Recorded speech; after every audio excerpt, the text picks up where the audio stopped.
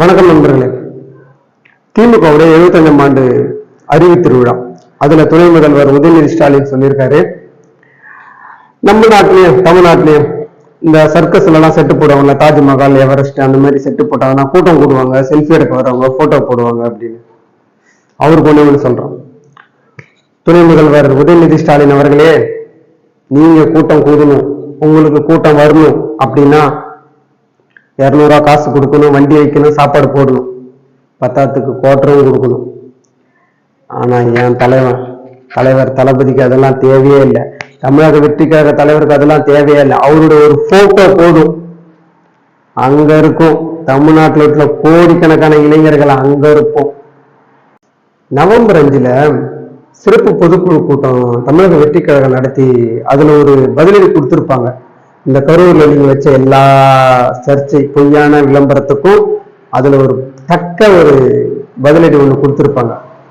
அதுக்கு அதை தாங்க முடியாம அதை புலம்பி அதெல்லாம் கலந்து ஆசுவாசிச்சு திடீர்னு ஒரு திமுக 75ஆம் ஆண்டு அறிவு திருவிழா.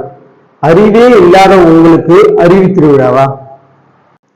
நவம்பர்ல, எந்த நவம்பர்லடா திமுக 75ஆம் ஆண்டு அறிவு திருவிழா நடத்திருக்கு? நவம்பர்ல 75ஆம் ஆண்டு கொண்டாடுவீங்க.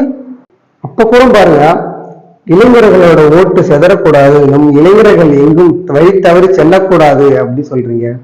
இளைஞர்களும் அரசியலை கத்துக்கணும்னு சொன்னவர்றா எங்க தமிழக வெற்றி கழக தலைவர். இளைஞரும் அரசியல் படிக்கணும்னு சொன்னவர்றா.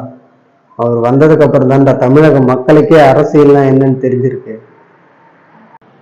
ஏன் அதே கூட்டத்தை உங்க அறிவு திருவிழாவுக்கு நீங்க கூட்டல?